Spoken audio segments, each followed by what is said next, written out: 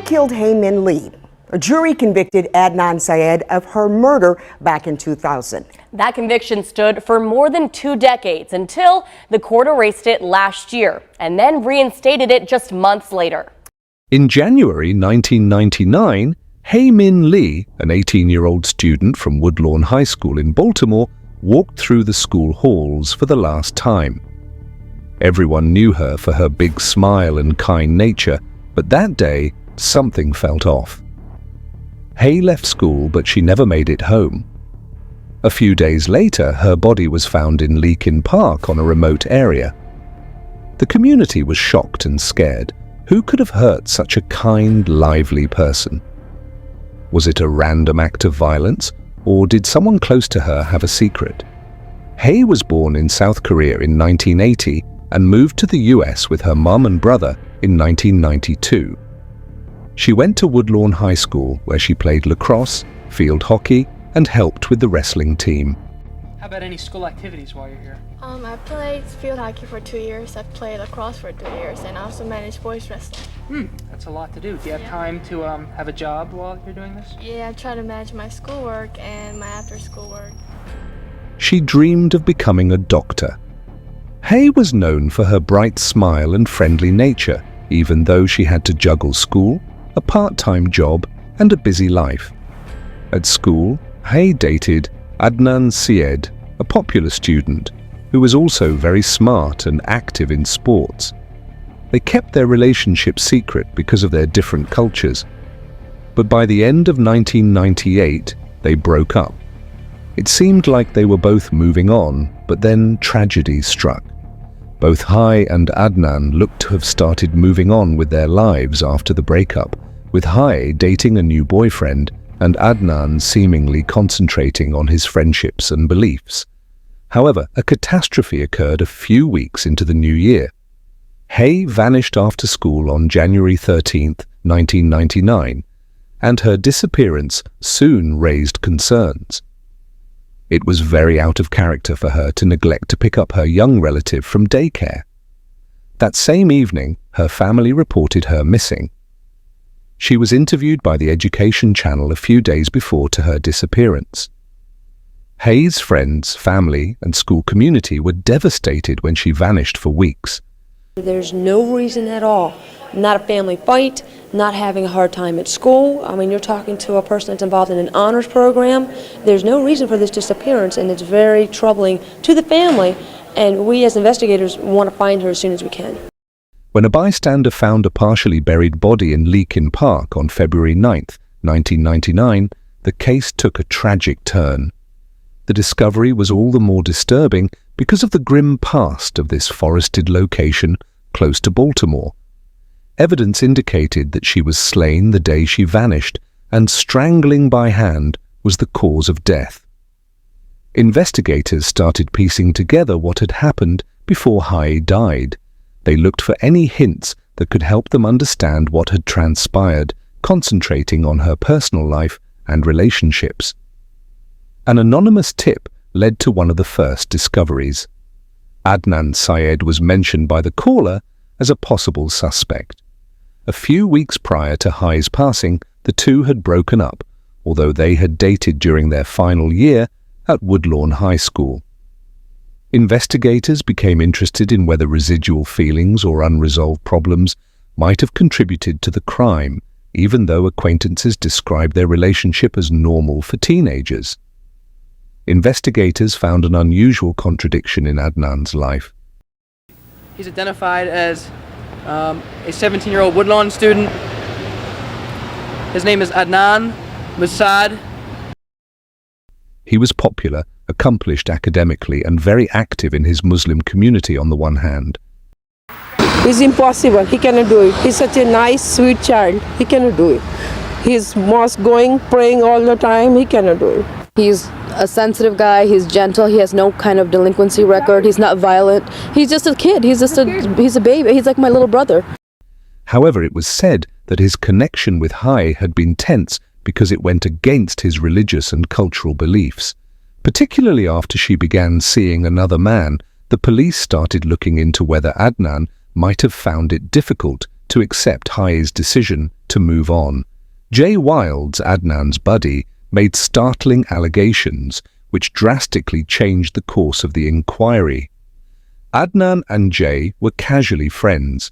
Adnan allegedly requested to use Jay's car and cell phone on January 13, 1999, the day Hae vanished.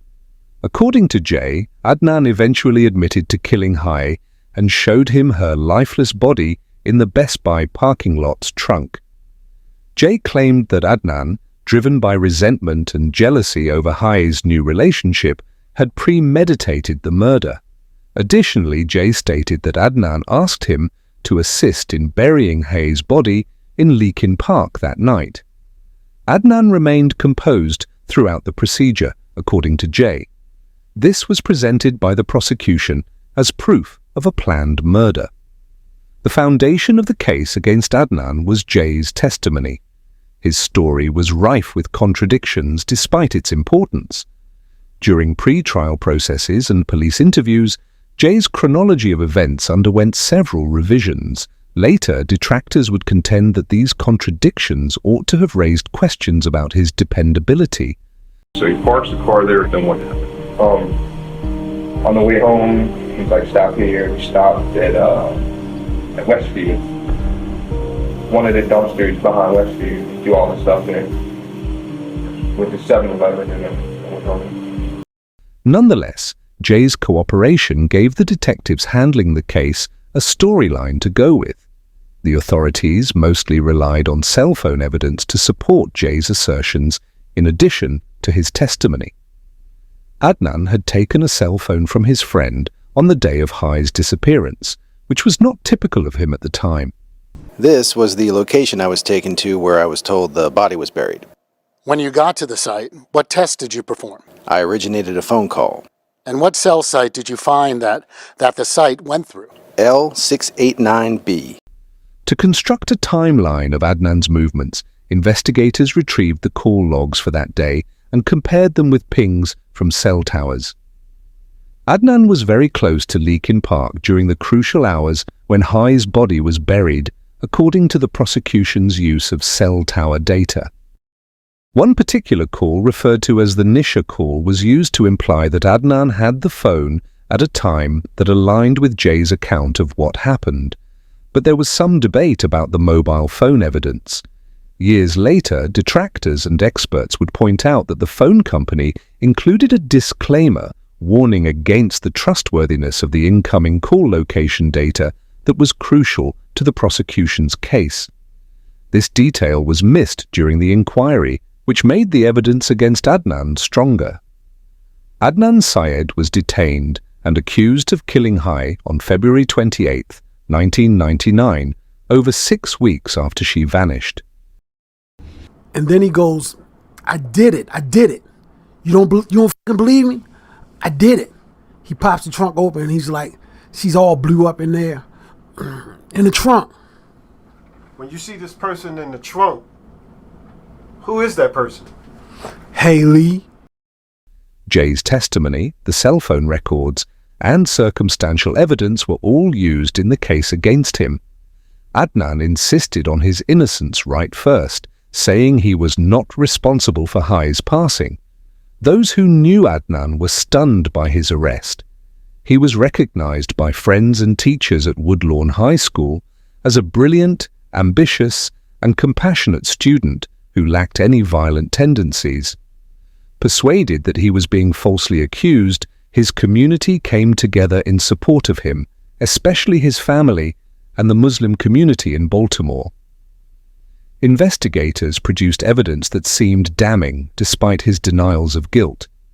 A picture of premeditated murder was formed by Jay's detailed description of Adnan's purported confession and the supporting cell phone data. It was sufficient for the prosecution to move forward with the case.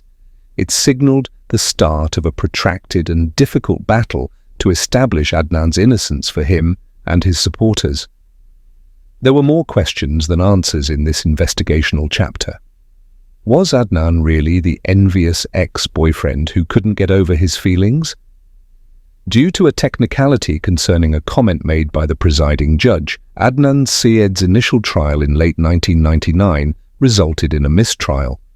His second trial lasted 6 weeks, starting in January 2000. The storyline put forth by the prosecution described an envious ex-boyfriend who was unable to accept Hae's move on. Cristina Gutierrez, Adnan's defense lawyer, had tried to undermine the state's argument. She maintained that Jay Wilds was an untrustworthy witness with inconsistent testimony. She also questioned the reliability of the cell tower evidence, pointing out that the call data by itself could not establish Adnan's presence at the crime site and that the technology was not infallible. But Gutierrez also neglected to call Asia McClain, a potentially important alibi witness. According to Asia, she saw Adnan at the library when the state claimed he was murdering Hae. I was sitting in the library bored to tears, and someone walked in that I knew. I asked him about his breakup with Hae. She was dating someone else, but that he just wanted her to be happy. He didn't seem to be disturbed or angry with her. Despite having the potential to raise reasonable doubt, her testimony was never used during the trial. Adnan was found guilty of first-degree murder on February 25, 2000. He received a 30-year sentence of life in jail. The trial came to an end with the verdict, but a protracted battle for justice began. In 2003, Adnan Syed began to appeal his case, but he was unsuccessful. He filed an appeal once more in 2010, claiming that his attorney, Cristina Gutierrez, had failed to perform her duties at the initial trial. However, for many years, the general public was mostly unaware of Adnan's conviction. The story then gained attention again in 2014 because to journalist Sarah Koenig and the Serial podcast. Koenig carefully examined the evidence, posing important queries regarding the inquiry and trial. Koenig drew attention to the many contradictions in Jay's statements. Adnan's credibility was called into question due to his changing tale and the absence of tangible proof linking him to the crime. The podcast brought attention to errors in the cell tower data, such as the phone company's disclaimers that the location data for incoming calls was not accurate. An important component of the prosecution's case was compromised by this disclosure. While Serial was investigating, Asia McClain reappeared. Her assertion that she had seen Adnan in the library when Hae was supposedly killed was restated. Adnan's defense raised questions because this alibi was never investigated throughout the trial. Millions of listeners were enthralled by the podcast, which also generated a national discussion. Had Adnan been unfairly convicted, or was he guilty? Significant legal developments resulted from the podcast's revival of efforts to secure Adnan's freedom. Over the years, Adnan's legal team filed multiple appeals, arguing that the necessity to review fresh evidence and ineffective legal help were the reasons. A court awarded a new trial in 2016 after concluding that Cristina Gutierrez had not provided Asia McClain with adequate representation by failing to get in touch with her. However, in a close 4-3 decision in 2019, Maryland's top court reversed this decision, so upholding Adnan's conviction. According to fresh DNA testing on case evidence, no traces of Adnan's DNA were found on Hae's body or at the crime site in 2022. Arguments for his innocence were strengthened by the lack of tangible proof. A Baltimore judge overturned Adnan's conviction on September 19, 2022, citing recently discovered DNA evidence that the defense had not been aware of at the time of the initial trial. The prosecutors admitted that the investigation had relied too much on dubious witness testimony and faulty evidence. After 23 years in prison, Adnan was released. For many who supported Adnan, his release represented a victory and the long overdue redress of a wrongdoing. Hae's family, however, was devastated and felt taken by surprise by the choice. They contended that neither sufficient notice nor a chance to fully engage in the proceedings had been provided. Young Lee, Hae's brother, appealed in 2023, citing procedural mistakes in the procedure that resulted in Adnan's release. The Maryland Supreme Court overturned his conviction in September 2024. This ruling left Adnan's future unknown and rekindled discussions about the case. There is still much discussion and analysis around Adnan Syed's conviction and the murder of Hae Min Lee. Even if the evidence against Adnan is faulty, some people still think he is guilty, while others regard him as the victim of a broken legal system.